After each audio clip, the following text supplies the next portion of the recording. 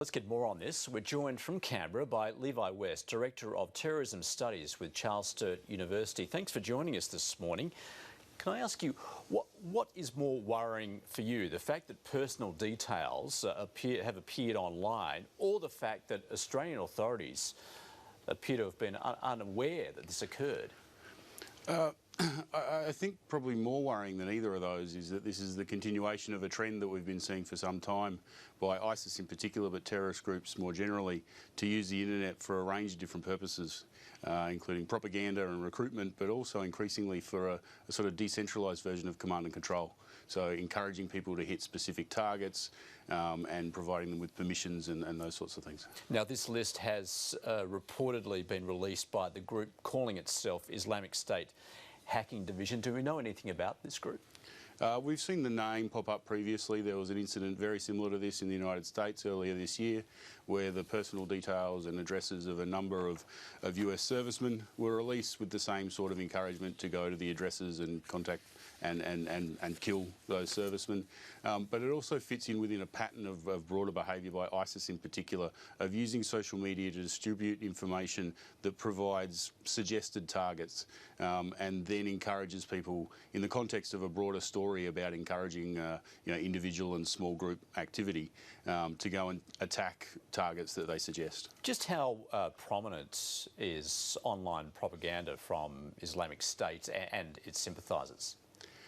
It is enormously prominent. The quantity of material that not only is produced on a daily basis, but then remains in a variety of locations on the internet. It's difficult to eradicate any information from the internet, least of all, terrorist propaganda is no different to any other data that's on the internet.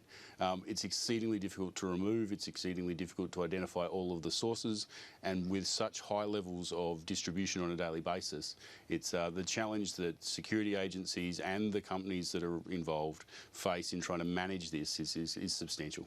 We have heard from the federal government it's talking about a counter-narrative strategy to combat this. How does it do that? Counter-narratives are exceedingly difficult.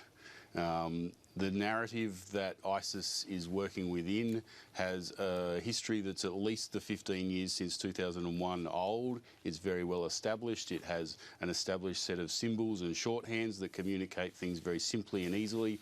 If we think about what happened in the Sydney siege, where the gunman held up an incorrect black flag, and that effectively communicated the fear that he sought to communicate, despite it being incorrect, that's the kind of context in which you're trying to develop from start a counter-narrative. The challenge on that front is enormous. So if we look at the prevalence of this material, is it such that Australians, for instance, would have to go searching for it, or it would come to them? It is the kind of material that generally speaking you would go and find. But in social media, that can be also a function of someone who is a friend of a friend of a friend on Facebook, or someone who you choose to follow on Twitter. At the flip side of that is that ISIS have become quite sophisticated in that they hijack hashtags, so they'll insert hashtag World Cup or whatever into some of their distributed tweets, so that when you go and follow hashtag World Cup as a regular Twitter user, you suddenly find ISIS material. There's been some instances of people seeking out people who support ISIS to try and understand it more, and then as a result winding up in conversations with people who then seek to try and draw them in and convert them to ISIS's worldview. So it cuts across both, but primarily you do need to go and look for it. It's not going to land in your inbox by accident. We have heard from the Justice Minister, of course, just then. He hasn't elaborated on the details, but what's the likely method that these people would have used to hack that information? I would hazard a guess, and I'd defer here to one of the senior US military officers who's commented on the previous two incidents like this in the United States. And his comment was that this didn't come from our servers, that this would have come from social media.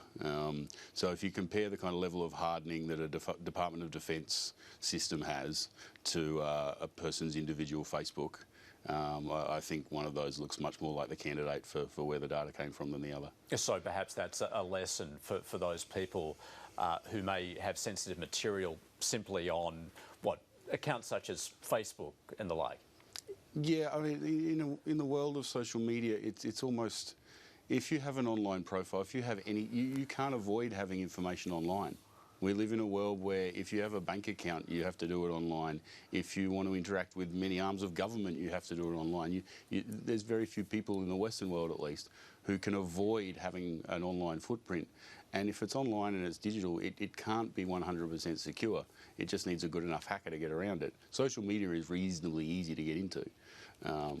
So there's a challenge there. And then even if you don't have a social media profile, that starts to suggest something about you too. So. Levi West, Director of Terrorism Studies with Charles Sturt University. Thanks very much. Thanks, Andrew.